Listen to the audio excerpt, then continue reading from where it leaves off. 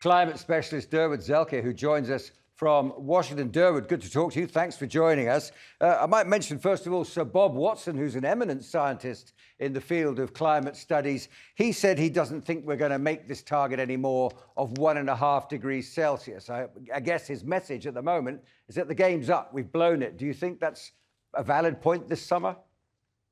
Well, the signs are awfully dangerous, aren't they? I mean, the heat waves in the US and Asia and Europe all at once.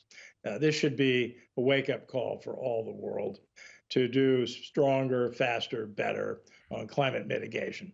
Will we be able to keep from breaching the 1.5 degrees Celsius guardrail, beyond which there are expected to be irreversible tipping points that we're not going to be able to recover from?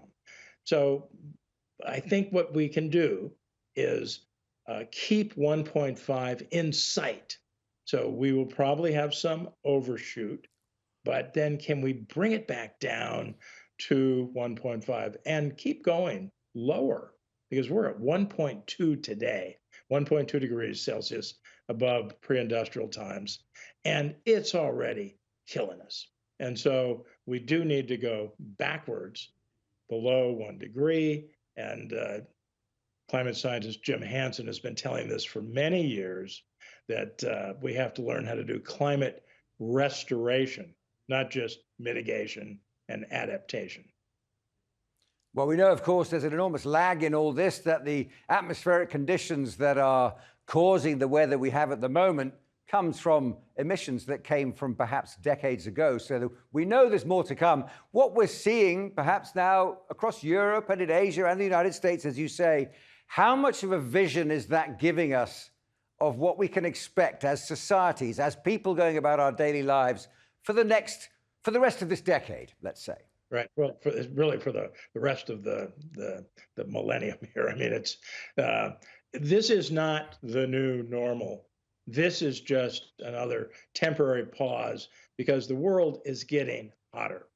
We're polluting more and more with carbon dioxide, with methane, other super climate pollutants, thickening the blanket around the world that's trapping the heat. We're still doing that. We are not bending the emissions curve nor the warming curve that follows. So we have so much more work to do. You saw probably in the news that the United States Senate sent its climate envoy, John Kerry, to meet with the Chinese. The US and China are responsible for 40% of the world's climate pollution. They need to reach an agreement to move faster and at scale. And it's not just cutting the fossil fuel emissions of carbon dioxide, it's cutting methane. Methane is the fastest way to cool the world. You can think of methane as basically a blowtorch that is adding extra warming. We turn that off, we'll get fast cooling. That's what we need. We need it in this decade, next decade.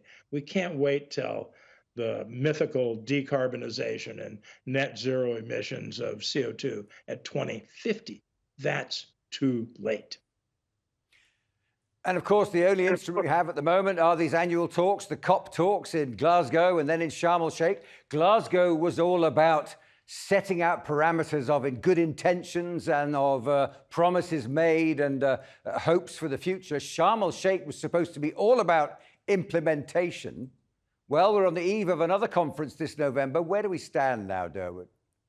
Well, first of all, I've been at all these conferences for many, many decades, and they're all going to break our heart because they don't do even what they promise, which is limited. I want to compare that to the Montreal Protocol on substances that deplete stratospheric ozone. That treaty, which every country of the UN has joined and has operated under for the last 35 years, has already solved an amount of climate change that otherwise would equal what carbon dioxide causes today. That's 50% of all warming. So we have another treaty that actually knows how to do its job by stopping the emissions of fluorinated gases, hydrofluorocarbons or HFC refrigerants. They're being cut right now under that treaty under the Kigali Amendment.